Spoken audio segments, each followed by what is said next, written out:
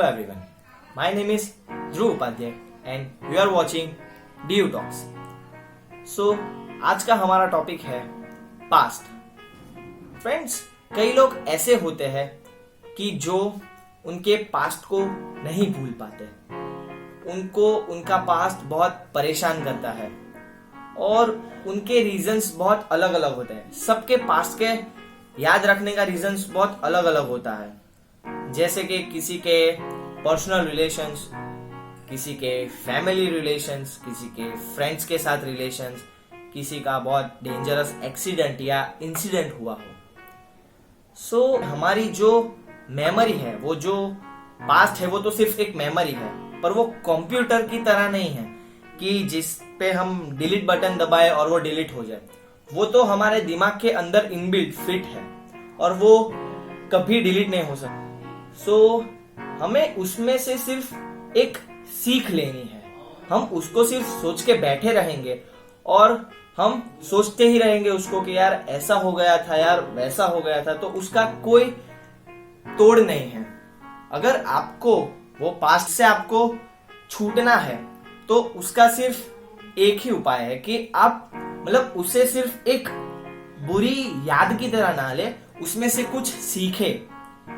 क्योंकि अगर वही सिचुएशन जो आपके साथ पास्ट में हुई थी वो अगर आपके साथ फ्यूचर में आ गई तो आप उसके साथ टैकल कर सकते हो. अगर वही नहीं, पर अगर उससे थोड़ी रिलेवेंट सिचुएशन भी आपके लाइफ में आ गई तो आप सोच सकते हो कि हाँ यार, मैं इस टाइम पे मैंने क्या किया था पास्ट में कि मेरे से ये गलती हो गई है. सो आप उस गलती को नहीं दोहराएंगे. आपके पास उस चीज का तोड़ होगा कि आप उसको बहुत इजीली टैकल कर पाओगे.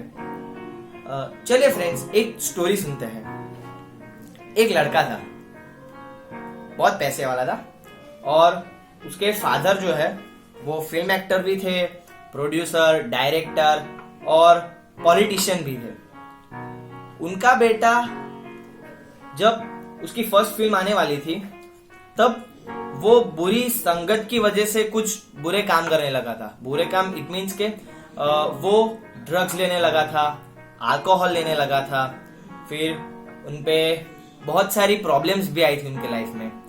फिर एक टाइम ऐसा आया था कि जब वो अपनी प्रॉब्लम्स से बहुत फ्रस्ट्रेट हो चुके थे, अपने पास्ट की वजह से बहुत फ्रस्ट्रेट हो चुके थे कि वो सुसाइड तक पहुंच गए थे. पर उन्होंने सुसाइड नहीं किया. उनके फैमिली वालों ने उनको बहुत सपोर्ट किया. उनके फादर ने, उनकी वाइफ ने और कई लोग ने उनको बहुत सपोर्ट किया था. अगर वो चाहते तो वो सुसाइड कर लेते, पर उन्होंने नहीं किया क्योंकि वो जो लड़का था ना, उसके अंदर बहुत पावर थी. वो उसके पास्ट को याद करके सिर्फ बैठा नहीं था, उसके पास्ट की उसने मिस्टेक्स रिकॉल की कि यार ये टाइम पे मैंने यार कौन सी मिस्टेक की थी कि इसकी वजह से बहुत बड़ी प्रॉब्लम में मैं फंस गया. और उन्होंने वही चीज सोचकर वही प्रॉब्लम का हल निकाला. जी फ्रेंड्स, ये जो लड़के की मैं बात कर रहा हूं वो और कोई नहीं पर हमारे बॉलीवुड के ग्रेट एक्टर संजय दत्त है. वैसे तो आप सबको पता ही था कि उनकी लाइफ में बहुत अप्स डाउन्स आए हैं. उन्होंने ड्रग्स लिए थे, वो जेल जाना पड़ा था उनको. तो उन्होंने सिर्फ एक चीज पे बैठे नहीं रहे, उन्होंने वो चीज को सॉल्व किया. सिर्फ अपने पास को पकड़ के बैठे नहीं रहे, पर उनके पास पे जो उन्होंने गलती की थी वो आगे उन्होंने नहीं दोहराई. और आप सबको पता ही होगा कि आज वो बहुत बड़े मुकाम पे है.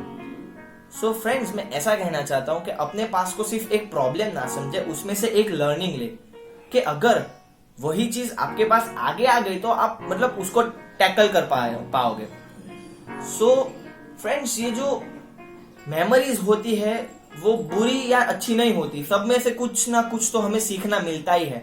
अगर कुछ बुरा हुआ तो भी हमें सीखना मिलता है और कुछ अच्छा हुआ हो तो भी हमें सीखना मिलता ही है. सो फ्रेंड्स, उसे सिर्फ सोचकर बैठे मत रहो, उसको कुछ लर्निंग की तरह समझ के आगे बढ़ते रहो. अगर आप वहीं के वहीं बैठ जाओगे तो शायद वो मेमोरी आपको धीरे धीरे मारने लगेगी. फिजिकली तो नहीं, पर मेंटली. और आप बहुत मेंटल स्ट्रेस में चले जाओगे और आगे भी कई प्रॉब्लम्स आ सकती है मेंटली. सो फ्रेंड्स, मैं यही कहूंगा कि सिर्फ आप अपने पास को सोचा मत करो, ये सोचो उसकी जगह पे कि अब मैं क्या करूं। पास तो चला गया है, उसमें से कुछ सीख लो और वही सीख आप अपने फ्यूचर में करो कि अगर वो चीज आपके पास आई सामने तो आप उसको टैकल कर पाओगे। Thank you.